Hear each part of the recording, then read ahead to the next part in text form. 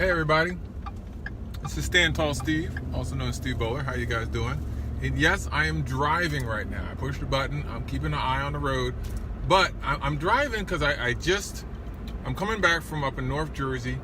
I was presenting to First Children's Services. They are an organization that provides special education services for students all over the state of New Jersey. They have a location up in North Jersey. They have another location down in South Jersey.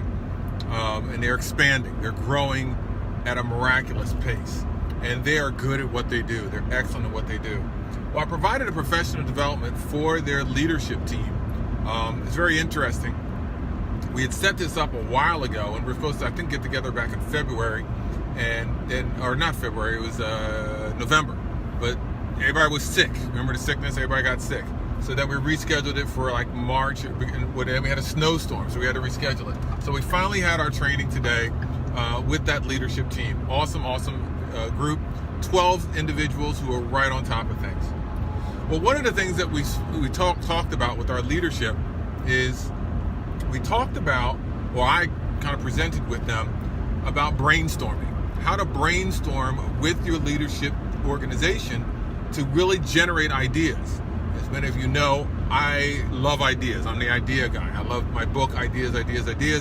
So I was explaining to them how to generate quality ideas in order to be better at what it is that you do, so that you can be more productive, so you can have ideas that are focused directly on what it is that you need to do. So a couple of things that we talked about, and the first thing was identifying with the group what is the problem, because a lot of times ideas are developed through problems that you have in your school or in your organization. What's the problem? And identifying the problem. And a lot of times people would throw out a bunch of different problems. So the second part of that is know really what is the problem. Really narrowing that problem down to identifying what the issue or the concern is before you even generate an idea. And then from there, then you need data. You need information. You need something to quantify what the issue really is. Now, I know at times in education you hear the word data and everybody goes crazy, like, oh my goodness, here we go with data again. But that is the truth teller. Data really tells the truth as to if something is really an issue or if it's not really an issue within your school or your organization. Now, from there, then what you need to do is identify those people that are involved. Identify those involved with the issue or the concern. Like, really identify what's the real issue based off of that data, who's involved with this, so you can find out what the problem is. And then you wrap that up by hypothesizing, getting a hypothesis of the outcome. Hypothesize what the outcome will really look like. What is it that you're trying to get at the very end of all this? What is it that you want? And that's the beginning process of developing an idea.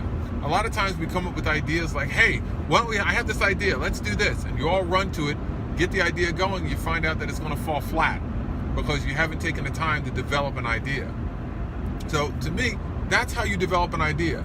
A lot of ideas that I share when I go out and I present are ideas that I've gotten from a lot of different schools and such, but I've also come up with a lot of ideas. And that's the process of doing it.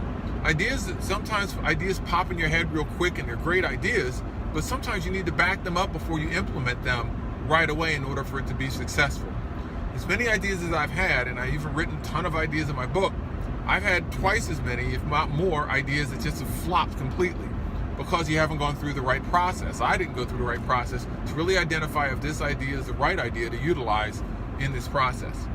So that's the first part of the brainstorming and getting ideas and making things happen. The next thing is sometimes when you have brainstorming sessions or you're trying to brainstorm or you're trying to come up with a new idea, you have some people who are brainstorm sabotagers. They sabotage the brainstorming session. And it's no fault against them. Sometimes you have a session, you have one or two people who are really aggressive or very, very into it, and they pop their hand up, always throwing out ideas. And then you have other people in the group who are brilliant people, but they're just not outgoing people, and so therefore they don't say anything. You got to find ways to get the voice of everyone in the group if you're really going to have a successful brainstorm. I mean, that's how it really works. So within the training, I outlined for them, or I explained to them, some ways to really prevent those brainstorm sabotage people so that you can get information from everyone. The best way, and many of you may have done this as well when you're having a brainstorming session, is you give everybody a post-it note. Give everybody a few post-it notes.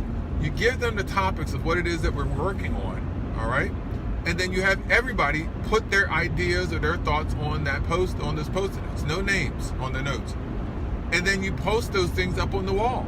This way you're getting feedback from everyone. It prevents from one or two people who will just be a part of the big brainstorming session and kind of sabotage the brainstorming session, and you can get that information from those quiet people within the group.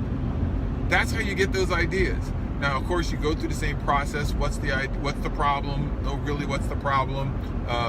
Then you get your data, and then you see who's involved, and then you hypothesize the outcome. But you want to get ideas from everybody. So the post-it note piece is awesome. I think that's one of the best ways of doing it. Another way of doing it is storyboarding.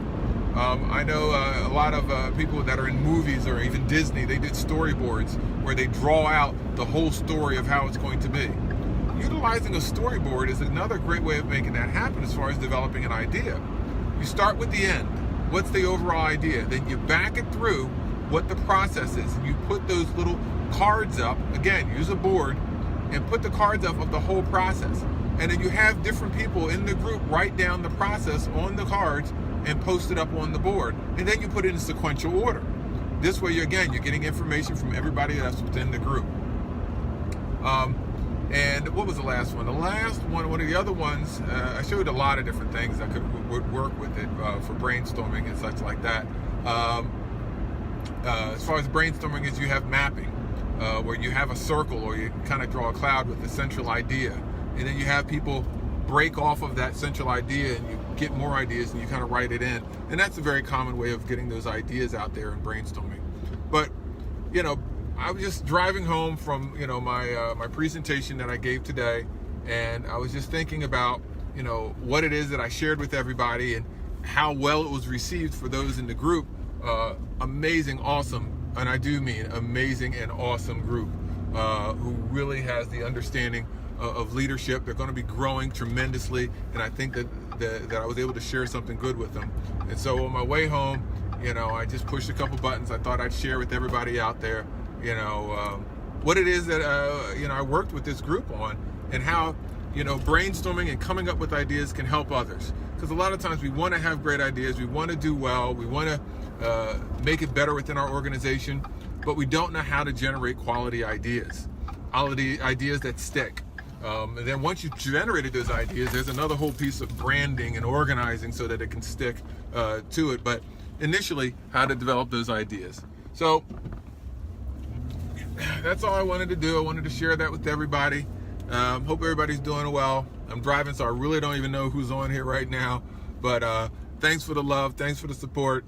And, keep standing tall, everybody. And, if you ever need anybody to help your organization generate new ideas, maximize leadership or improve the climate and culture, let me know. All right. So I'm at a light now, so I can look at you. Who do we have here? Hey, Andrew, and hey, Miss Coconuts. Hey, you in town? Mike, how are you doing? So Ray Dean. Hey, I got a shout out for you, Ray. There you go. All right. So thanks, everybody. This is Steve Bowler, also known as Stand Tall Steve. When you stand tall, you don't think small.